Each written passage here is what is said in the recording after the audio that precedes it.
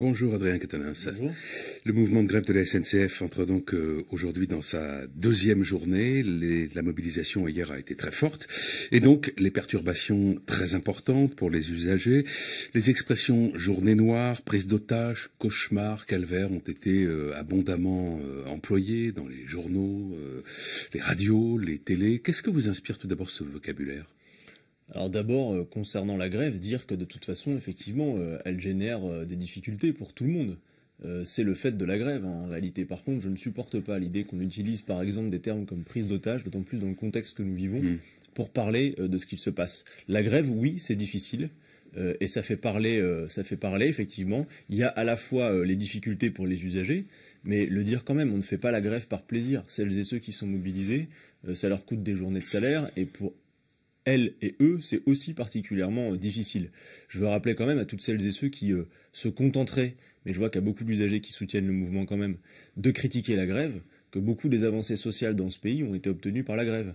Si vous vous souvenez par exemple les congés payés, dont à peu près tout le monde dans ce pays est heureux de bénéficier, ça a été conquis grâce à la grève. Donc la grève déplaît parce qu'elle génère du mécontentement dans le quotidien, mais là en l'occurrence elle est utile. Et je veux le dire à votre micro, ce n'est pas simplement la bataille des cheminots pour eux-mêmes qui est en jeu. On va parler des autres aspects, mais alors vous avez dit que beaucoup d'usagers soutiennent le mouvement, on en entend, c'est vrai, mais la question c'est de savoir si ça va durer. Si le mouvement dure et qu'il est dure dans le temps et qu'il est dur comme il semble commencer à l'être, est-ce que ça ne va pas rapidement s'effriter ce soutien? Non, je pense que les racines sont solides. Ce qu'il faut dire surtout, c'est que le gouvernement essaye de mettre en scène une opposition entre les usagers et les grévistes. En réalité, qui met cette pagaille absolument indescriptible dans le pays, c'est bien Emmanuel Macron, qui procède à cette réforme de la SNCF qu'il n'avait absolument pas annoncée, ni dans son programme. Que je sache, personne n'a voté pour cela.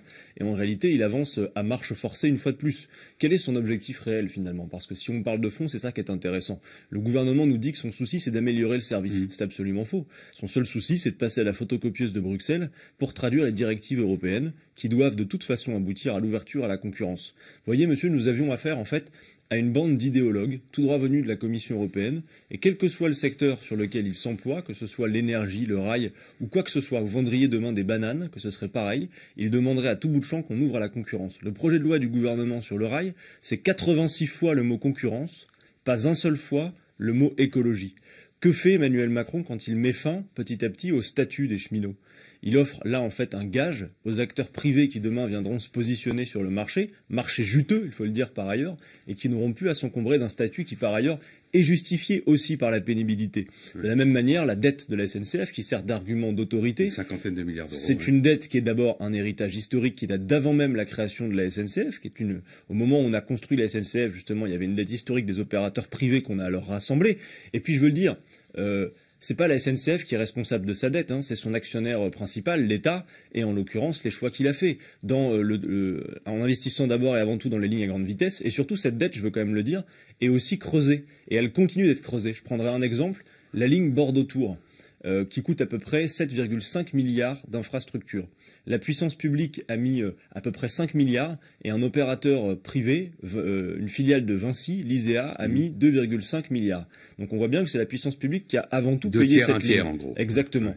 Et ce qu'il en résulte, c'est que pendant les 44 prochaines années, les péages vont être intégralement au bénéfice de l'opérateur privé. Par conséquent, cette ligne, voyez-vous, est en déficit structurel. Ça coûte 250 millions à la SNCF par an. Donc on voit bien que tout ça sont des arguments finalement fallacieux qui visent une chose, à essayer de faire porter la responsabilité aux cheminots, à la SNCF, à diviser les Français entre eux pour regarder qui a le meilleur avantage que l'autre, alors que finalement on a juste affaire effectivement à une traduction des directives européennes. Pour résumer, pour faire l'Europe du fric, on est en train de défaire la France. Et moi, je pense qu'à cette heure, avec la SNCF, on pourrait faire tout autre chose de bien plus intelligent. Alors, on parle beaucoup de la SNCF, mais, et vous l'avez évoqué tout à l'heure, il y a du mécontentement, voire de la colère, qui s'exprime dans d'autres secteurs, dans les universités, dans les EHPAD, les établissements qui accueillent les personnes âgées dépendantes, dans les hôpitaux, dans la fonction publique. Pour vous, il faudrait que ces mouvements se rejoignent dans une sorte de vaste front social, mais pour l'instant, ça ne s'est pas encore produit. Qu'est-ce qu'il manque, d'après vous? C'est ce qui est en train de se passer, en tous les cas, parce que je pense que ce qui nous a manqué pour y parvenir, d'abord et avant tout, surtout, c'est du temps, sans doute. Compte tenu de l'habileté d'Emmanuel Macron et de son accession au pouvoir, peut-être, oui, aura-t-il fallu 10 à 12 mois pour que les gens puissent traduire politiquement quelle était son action, finalement. On l'a vu au moment de la séquence ordonnance, il venait d'arriver au pouvoir, il y avait de l'attentisme, parce que les gens se disaient effectivement, il nous promettait la révolution, il renouvelle le personnel politique, alors laissons-lui le bénéfice du doute. Je pense qu'aujourd'hui, près de 12 mois après, les gens ont compris.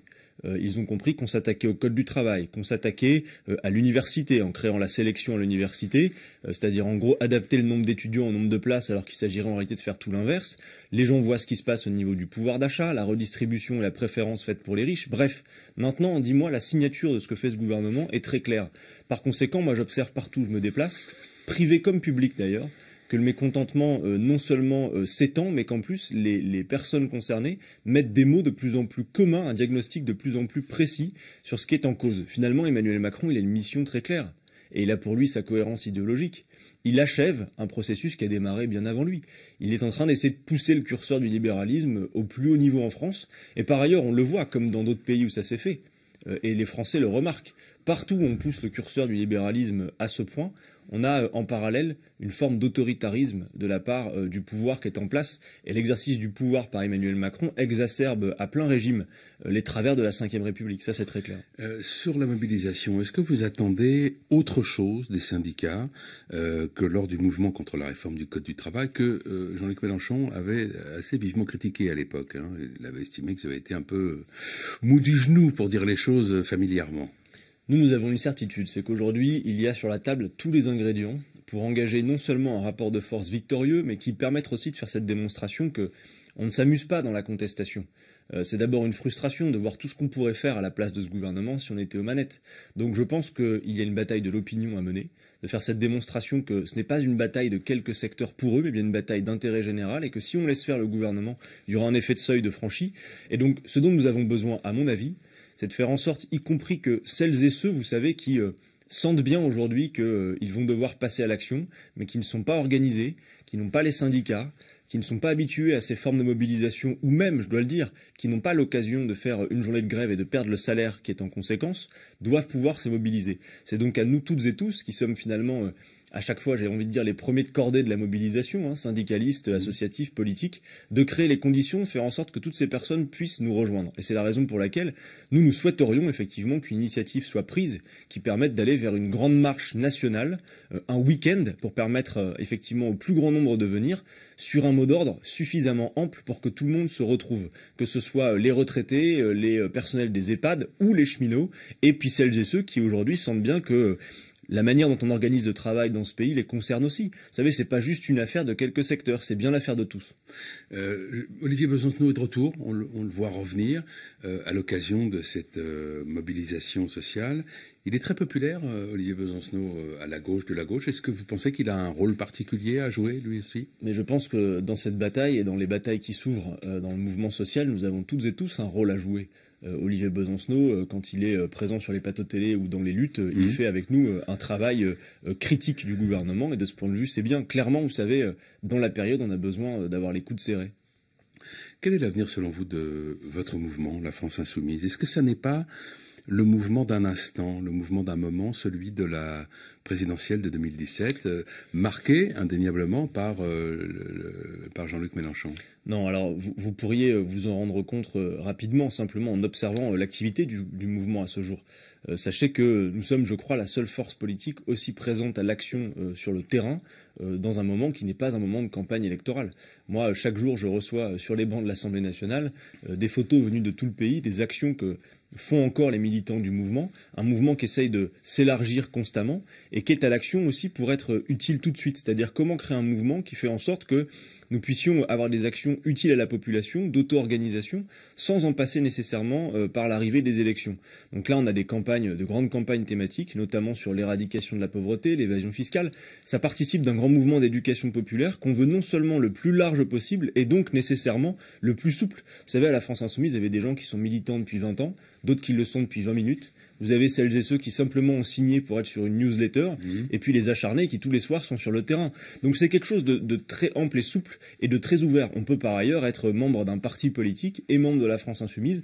Nous voulons faire un grand mouvement populaire qui puisse apporter l'alternative crédible à Macron et son monde. Merci Adrien Quatennens. Bonne Merci journée. à vous.